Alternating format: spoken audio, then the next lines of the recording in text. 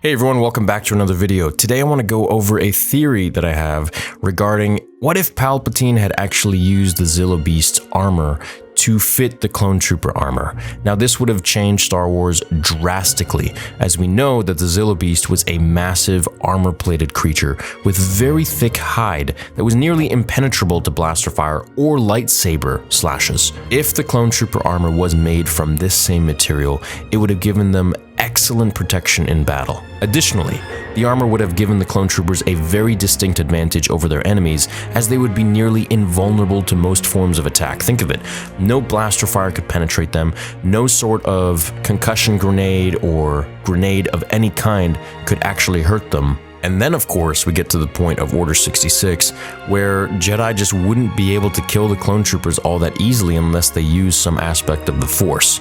And by then, it may be too late, as the clones would have already blasted them. This would have also probably stopped Palpatine from trying to use a different army, such as the army of the Galactic Empire, which were stormtroopers. I think that these guys would have been so effective and invincible that Palpatine just wouldn't even bother until they just died of old age, which was their only issue, is that they had accelerated aging.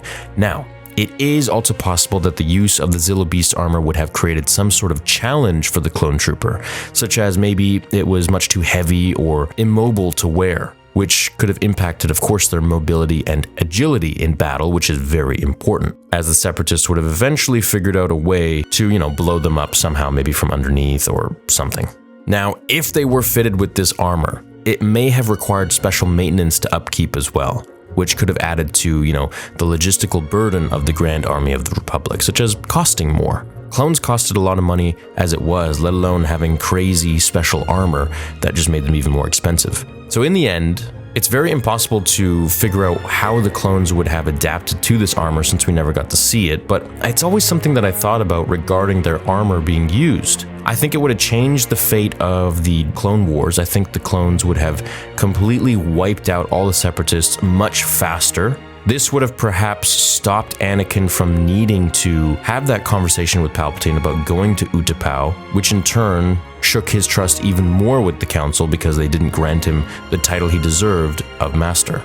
I think if Palpatine had used the Zillo Beast's armor or harvested it in some sort of way for the clone trooper armor, which I think he would have had enough of since the Zillo Beast was huge, he could have woven pieces of this armor into the plastoid armor that we see with clone troopers, giving them a little bit more of a protection. Now, if these were given to the Jedi, well, that would have been a major mistake for Order 66. But at the end of the day, that of course wouldn't really happen because Palpatine just wouldn't fit the Jedi with more armor. He was playing both sides, and whichever side won, he didn't really care. He just wanted to turn Anakin to the dark side. So I think Palpatine would have had a much greater advantage with Order 66 had he used this kind of clone armor, but I think that's the whole point of the clones in his mind, is that they're just fit for a certain period of time, much like his apprentices. Like Darth Maul ran his course, Count Dooku ran his course, he had his job that he had to fulfill, and then Anakin came in the picture. And then once Anakin was sort of old and obsolete,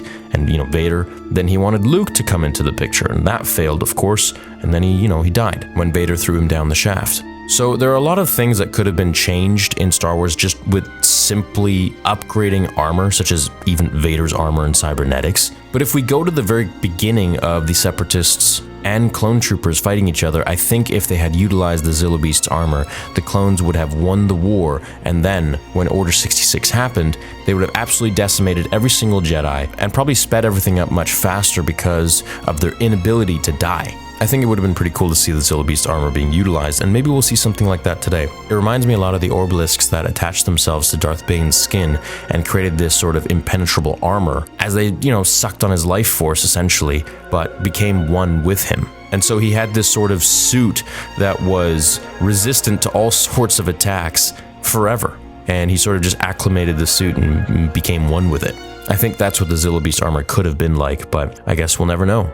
Maybe there will be some sort of a warrior in the future of Star Wars that they'll create, which will have this sort of impenetrable armor, and it'll be very difficult to cut through them. In fact, the Dark Troopers Phase 3 were supposed to have a lightsaber-resistant armor. However, of course, these ones that we saw in The Mandalorian Season 2 finale with Luke did not have that, as Luke just slashed right through them.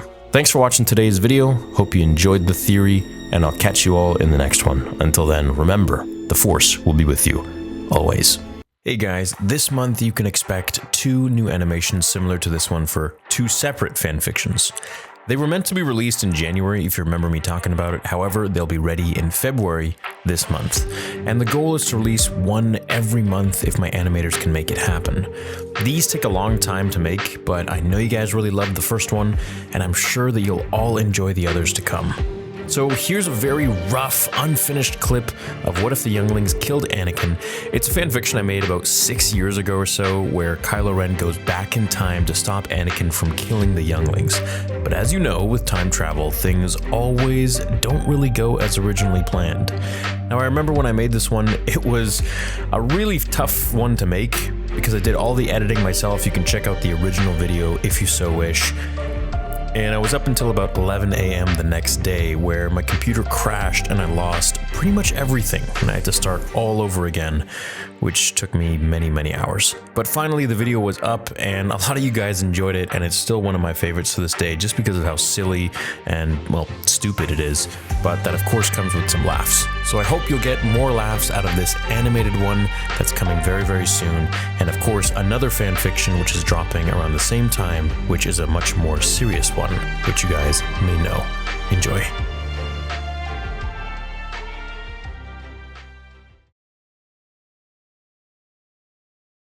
Little Ben Solo looked up at Luke in the late hours of the temple, the fire flickering as the warm glow bounced off their dimly lit faces. But, Master, why did Anakin kill them? If only he hadn't, he never would have fully turned. Luke could see his nephew was distraught at the idea. He idolizes Anakin his entire life, but now that he knew of Anakin's dark deeds at the temple, his face looked puzzled and confused. Why did he do it? What if I was at the temple?